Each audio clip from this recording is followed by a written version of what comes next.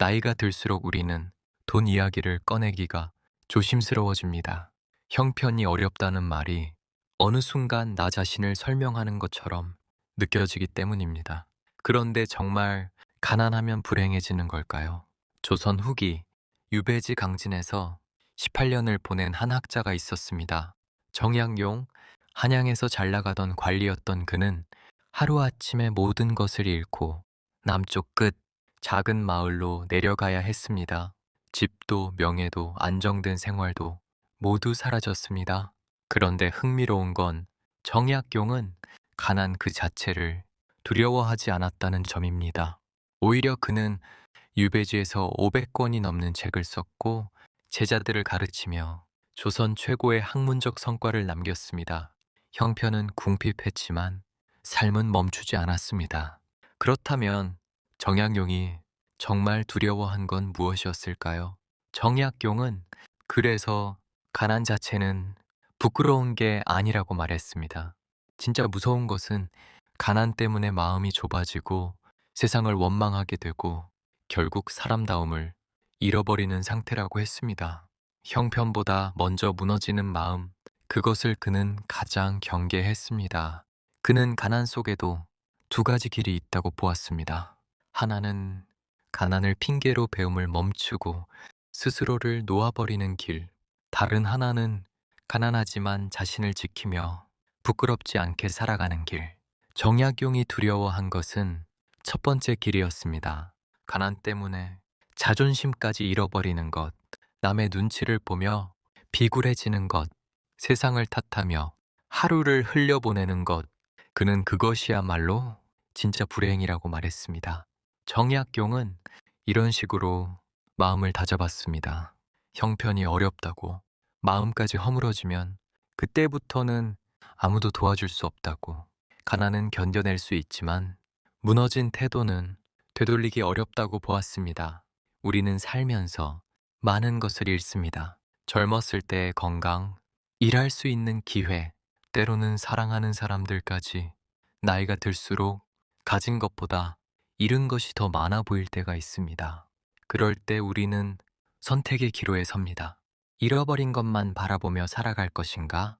아니면 지금 내게 남아있는 것으로 무언가를 할 것인가? 정약용은 유배지에서 농민들과 대화를 나누고 그들의 삶을 기록했습니다. 아이들에게 글을 가르쳤고 아들들에게 편지를 써 삶의 태도를 전했습니다. 그는 가난했지만 게으르지 않았고 외로웠지만 자포자기하지 않았습니다. 그의 글 속에는 이런 말이 남아 있습니다. 사람이 가장 경계해야 할 것은 몸의 가난이 아니라 마음의 가난이라고. 몸이 가난한 것은 견딜 수 있지만 마음이 가난해지면 삶 전체가 무너진다고 했습니다. 가난해지면 사람은 두 번 시험을 받습니다. 한 번은 생활의 어려움으로, 또 한 번은 마음의 태도로. 정약용은 두 번째 시험을 더 무섭게 보았습니다.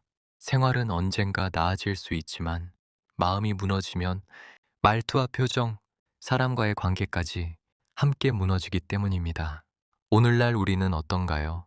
나이가 들어서도 무언가를 배우려 하고 있나요? 작은 일이라도 직접 해보려 하고 있나요? 아니면 이제는 다 늦었다고, 이제는 쉬어도 된다고 스스로에게 말하며 하루를 보내고 있지는 않은가요? 정약용이 살던 시대에도 사람들은 말했습니다. 이미 늙었는데 뭘 더 하겠느냐고, 그냥 편하게 살다 가면 된다고. 하지만 정약용은 그 말에 동의하지 않았습니다. 나이가 문제가 아니라 포기하는 마음이 문제라고 보았습니다. 그는 예순이 넘어서도 글을 썼고 이른이 지나서도 제자들을 만났습니다. 그가 두려워한 것은 죽음이 아니라 살아있으면서도 아무것도 하지 않는 삶이었습니다. 우리가 정말 가난한 건 통장 잔고 때문일까요? 아니면 이제는 배울 필요 없다고, 누군가에게 도움이 될 수 없다고 마음속에서 스스로 선을 긋는 그 순간일까요? 정약용은 유배지에서 가진 것이 거의 없었습니다. 하지만 그는 많은 것을 남겼습니다. 그의 글은 200년이 지난 지금도 읽히고 그의 생각은 여전히 우리에게 질문을 던집니다. 그가 말년에 남긴 글에는 이런 문장이 있습니다. 나는 가난했지만 부끄럽지 않았다. 다만 게을렀더라면 부끄러웠을 것이다. 이 말을 곱씹어 봅니다. 가난보다 더 무서운 것은 돈이 없는 상태가 아니라 스스로를 포기하는 마음은 아닐까요? 어차피 이제 늦었다고, 나는 이제 아무것도 할 수 없다고 스스로에게 선을 긋는 바로 그 순간 말입니다. 오늘 하루 아주 작은 것 하나만 해보시면 어떨까요?